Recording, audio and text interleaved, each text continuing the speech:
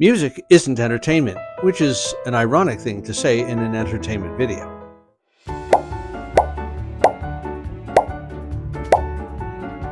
You see, once we make entertainment the standard, music loses a competition it never entered. We've entered Beethoven into a TikTok contest. Well, then, what do I think is entertainment? Well, I think it's something that's designed to capture your attention, hold your attention, and keep you watching, listening, or playing. Entertainment is supposed to maximize enjoyment. It's supposed to be competing for your free time. For example, movies are entertainment. Watching sports is entertainment. Competing in sports is entertainment. Video games are definitely entertainment. Unfortunately, social media is also entertainment. Even if you're doom scrolling, I guess that's entertainment. And perhaps most ironically, YouTube is often entertainment. I hope this video is entertaining. So, if you've accepted my perfectly reasonable explanation of what entertainment is, and you should accept it because it's perfectly reasonable, then music's competing with Netflix, TikTok, Formula One. It's even competing with Disneyland, eating pizza for sport, and puppies. Good luck to Schubert.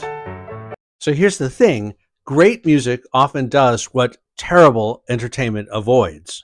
Because great music has things like silences, repetition, waiting, delayed gratification. Some great music even has unresolved tension, ambiguity, things that you don't usually have in light entertainment.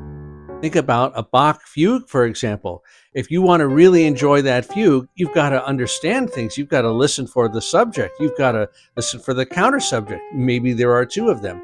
And then you're listening for how Bach develops them. This is not light entertainment. Or think about a Mahler symphony. The original scoring for the first symphony had 5 movements. It lasts about an hour long.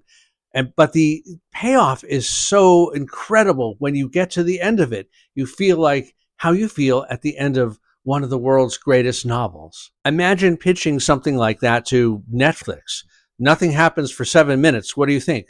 Oh, greenlight it. Music, especially great music, isn't always trying to do that sort of thing. Music often makes you notice something, tries to subtly get your attention. It might make you reflect. It might inspire awe. It might make you feel grief. Music can help people worship. It can unite a community. It can help inspire an army. It can give you a sense of patriotism. Those are very odd goals if your main objective is to keep people from checking their phones every 5 minutes. What about historically? Music has been used for funerals, weddings, processions, work songs, protests, dancing, lullabies. So I ask you, which one of those are about entertainment? Some of them were, but many of them were not. What about classical music? Some people ask the question, why is classical music so boring? Wrong question.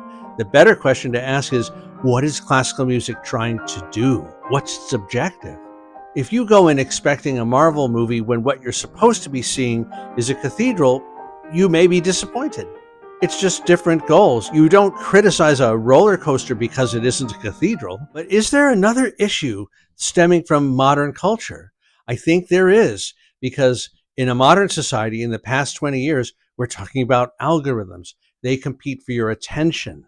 Nowadays, when people are creating entertainment, they're often going for speed, outrage, novelty, and most worrying of all, often for stimulation and instant gratification.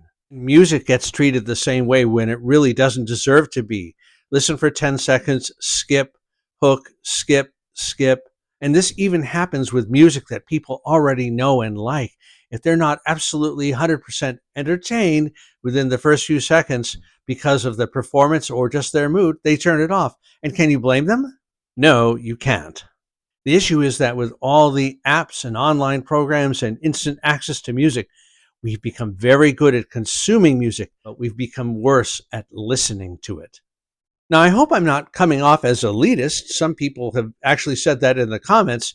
I did wear my Hawaiian shirt today, but what I want to say is that entertainment isn't bad. Entertainment is good at lots of things, and I like entertainment as much as the next person. I love to watch movies. I love to watch stand-up comedy. I like watching sports, and Yeah, I like to watch YouTube videos. The problem is when we expect music, especially great music, written even 20 years ago and earlier, to serve the same purpose, to satisfy the same needs. What if we judged everything the same way? A funeral, a visit to a museum, a hike along a beautiful trail on a mountain. What if we started even critically rating things like a conversation with your best friend, and when all these things were done, ask ourselves, yeah, but was that entertaining?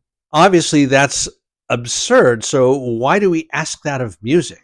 Music can definitely entertain, but it can also comfort you. It can challenge you.